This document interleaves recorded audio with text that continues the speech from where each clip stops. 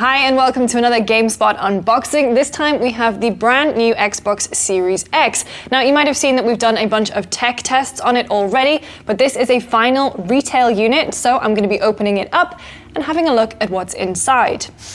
Let's take a quick look at the packaging. Pretty standard fare. Kind of awkward that it's still got Halo on the back, but delays happen. Obviously all the info about what is actually inside the box. All right. Razor blade time, let's open this up. Okay. Ooh. It's literally gift wrapped like a present, which is nice. Hopefully people will be getting these for Christmas, I suppose. Let's look at the accessories first. Standard product and regulatory guide, warranty stuff. Not very exciting at all. Okay, we have an HDMI 2.1 cable, and we know it's a 2.1 because it says ultra high speed on it. That is the designation given to 2.1 HDMIs. So if you want to be playing games upwards of 4K, you need one of these bad boys. Here you've got the power cable. Probably saw this go viral on Twitter a while ago.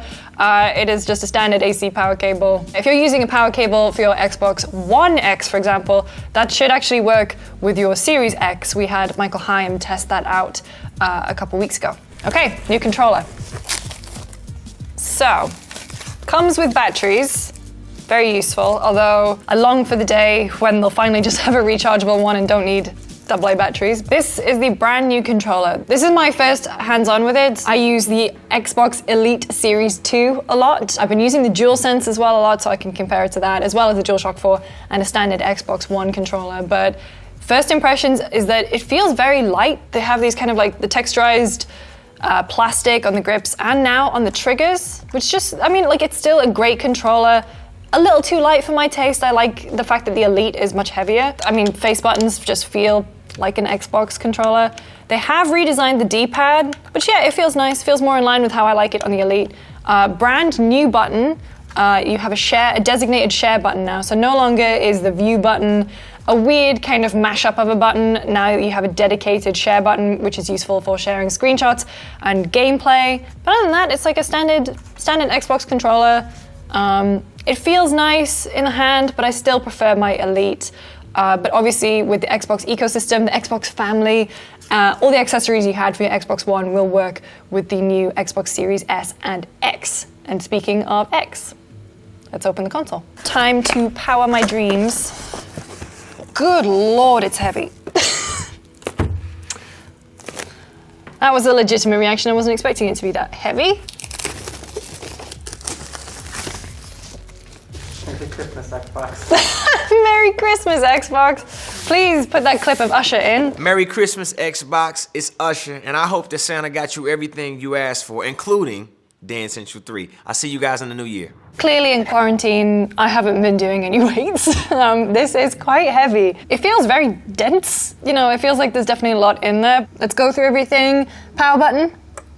Ooh, that's quite a hard button to press. I don't know if that makes a difference, but if you remember when the original Xbox One came out, the button that was not even really a button that would turn on if there was like a waft of air in its general direction. So it feels actually quite good to have something that's quite tactile and gives you feedback. The disk drive, so if you get an Xbox Series X, it comes with a disk drive, which is very useful if you buy a lot of games on disk.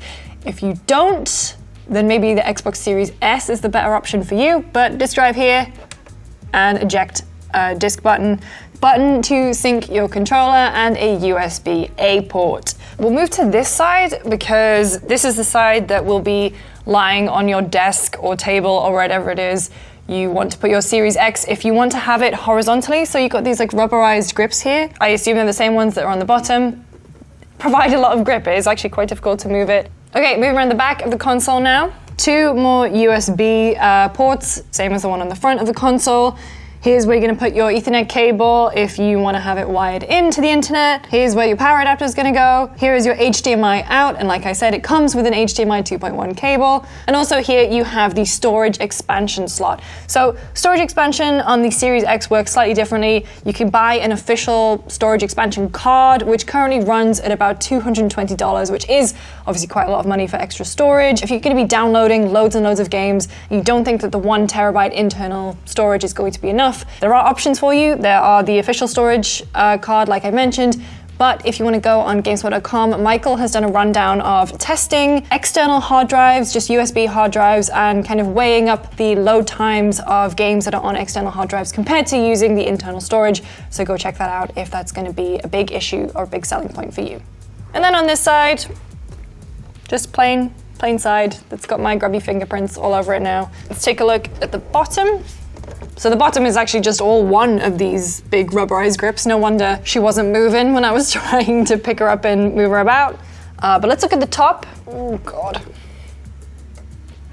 And so the top is where you'll get that splash of color, that Xbox green in the vents in the top here. I remember the first time at the Game Awards when we got that look, the first ever look at the Series X, and everyone was just talking about how monolithic it seemed and how huge. And honestly, considering the power that you've got inside this thing, this is smaller than it should be. Honestly, like now seeing it in the flesh, I can totally see where it's gonna live in my house. You know, it just seems to fit in. I'm actually kind of surprised at how small it is.